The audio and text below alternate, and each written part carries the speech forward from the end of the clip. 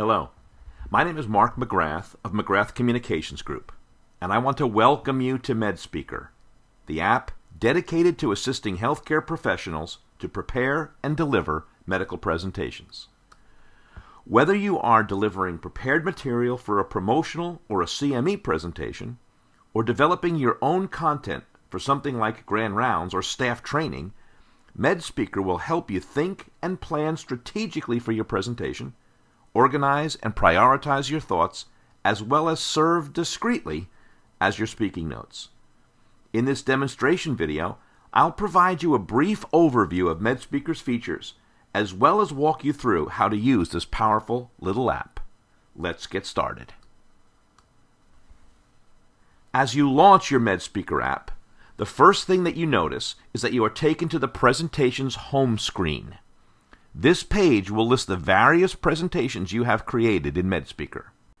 Click the plus button to add a new presentation, and you are instantly invited to give your presentation a title. Let's call this one Test. Hit Save, and you are immediately asked to enter other information about your presentation. Give it a nickname, identify your sponsor, provide a date and location for your presentation, add the names, phone numbers, and email addresses of your key contacts, and record any of your travel details. All this information is stored in the logistics file. When you're finished, hit the Overview button, and you're returned to the Overview screen. This is your main working outline for your presentation. You are able to enter information starting from logistics, which we've just reviewed, audience information, objectives for your presentation, what your key learning points will be, which slides will provide you the best opportunity to drive those points home, your summaries for each point, and where and how you might choose to add more discussion to your presentation. You are then provided space to plan your conclusion, and finally, after your plan is established, it gives you an opportunity to plan how you will begin your talk. We will review this in a bit more detail, but first let's finish reviewing the key components. You will notice here on the bottom there are two icons, Presentations and Skills. Hitting the Presentation button brings you back to the presentation's home page. You notice our test presentation is there. Hitting the Skills button will bring you to a series of explanations, suggestions, and tips for all aspects of presenting your material. The skills are divided into 5 categories: preparation skills, presentation skills, skills for generating audience participation, and some general tips for speaking, as well as some specific tips for the healthcare professional. The skills pages will not only provide you with a written summary of the suggestion or tip that we're making, but in many cases will also provide an audio file which will be attached and provides you additional information.